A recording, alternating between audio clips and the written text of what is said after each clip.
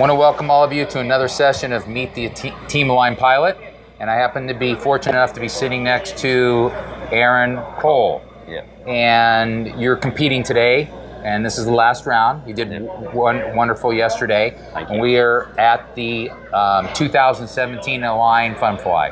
So why don't you take a moment and tell everybody where you're from? I'm from a place called Gloucester in England, which is, let's say, fairly central. So we can tell by the accent that you happen to be from that part of that country, Yeah. which is a great accent.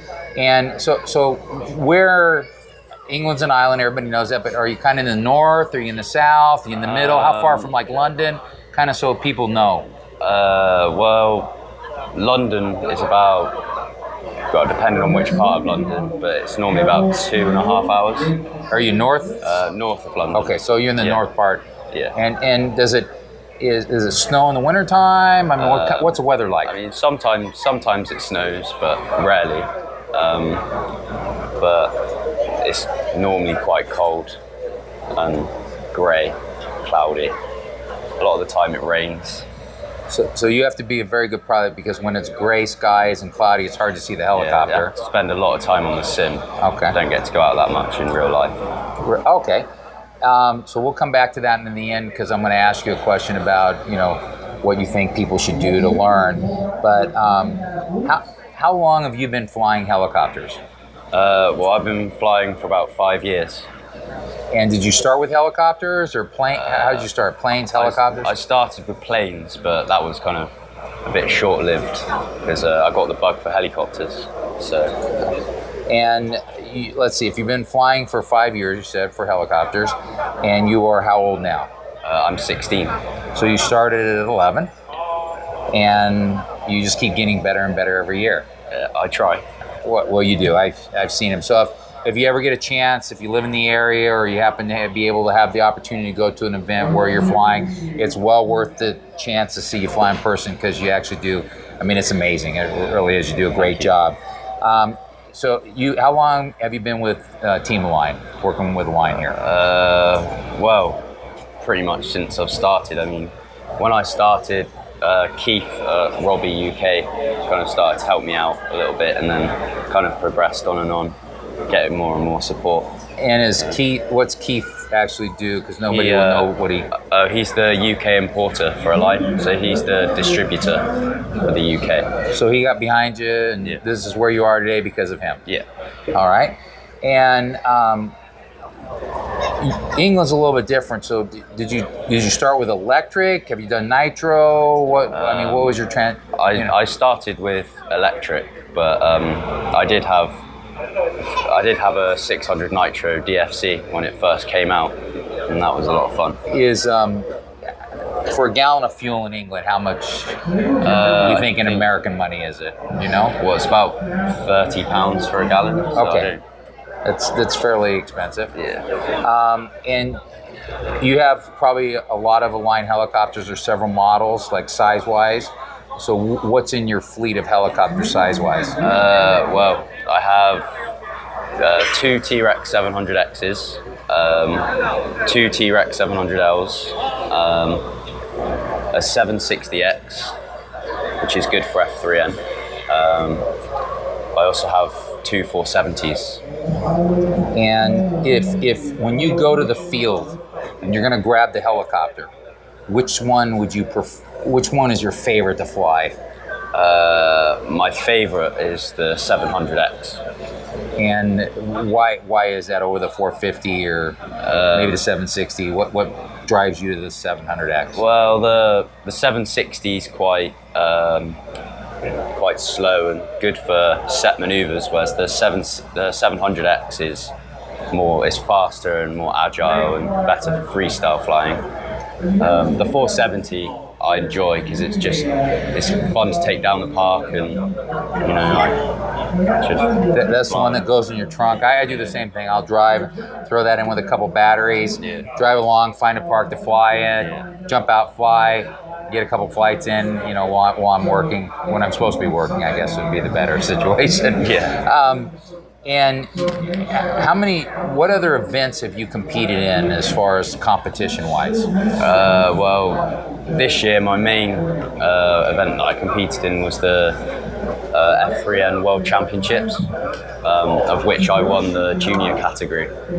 So, and I came 11th overall. So that was the main one this year. I also did the European Championships last year, and I won the junior category for that as well.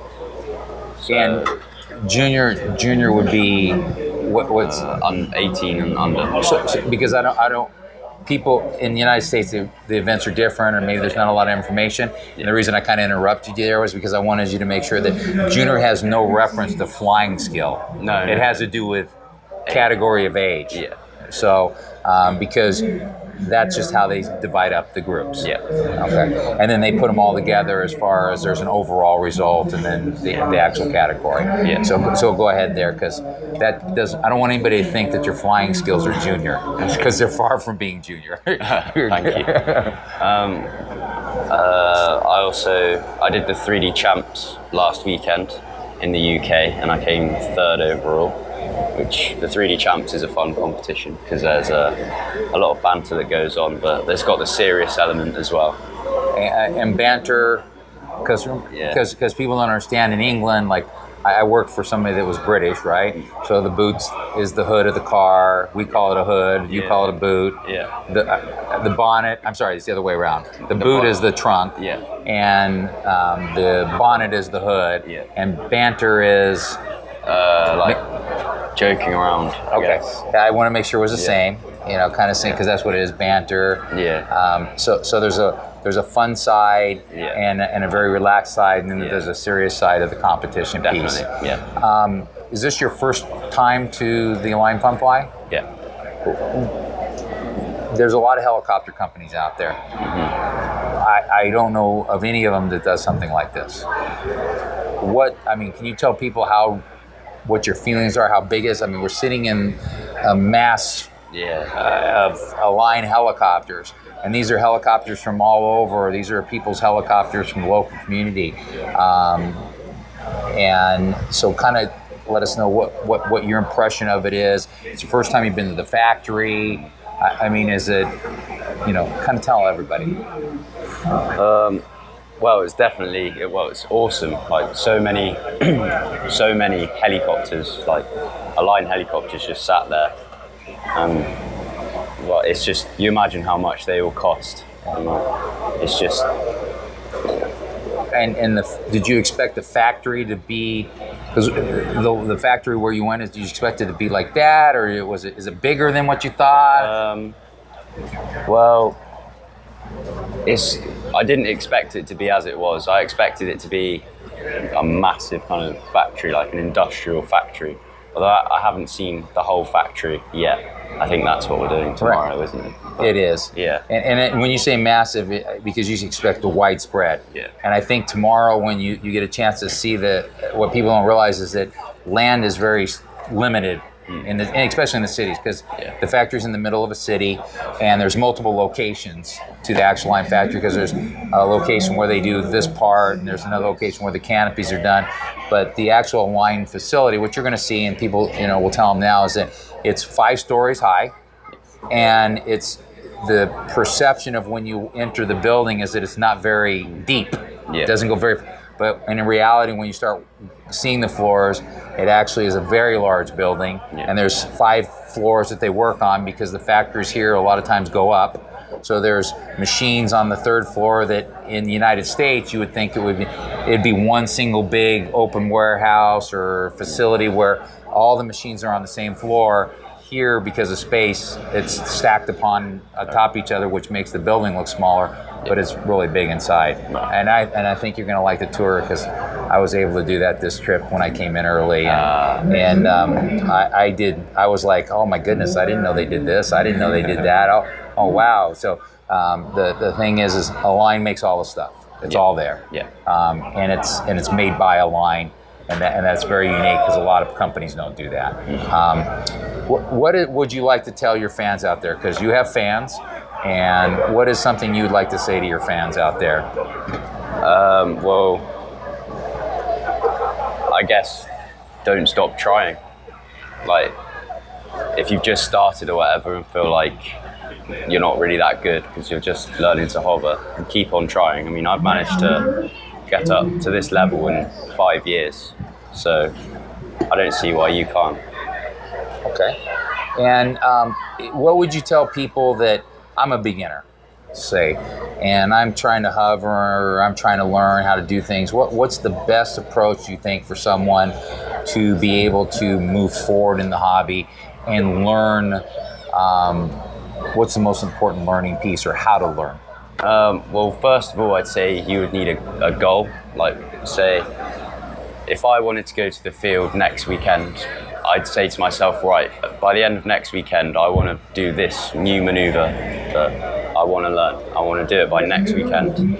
And you practice through the week on the sim, and then maybe next weekend you do a few gallons of fuel or a few batteries or whatever, and you keep on trying. And yeah, so you want a goal, So something set. To let you know, I hear that from everybody because I ask that question a lot. And the biggest thing is have a purpose. Yeah. So know what you want to accomplish. Yeah. Orientation is always the first thing, which I know you know that. The maneuver part of it is you have to have the orientation down, but it's practice on the simulator first. It's cheaper, right? Yep. And then practice out at the field, but have that goal to be able to learn that maneuver. Yeah. And that's what you do, right? To learn the maneuvers.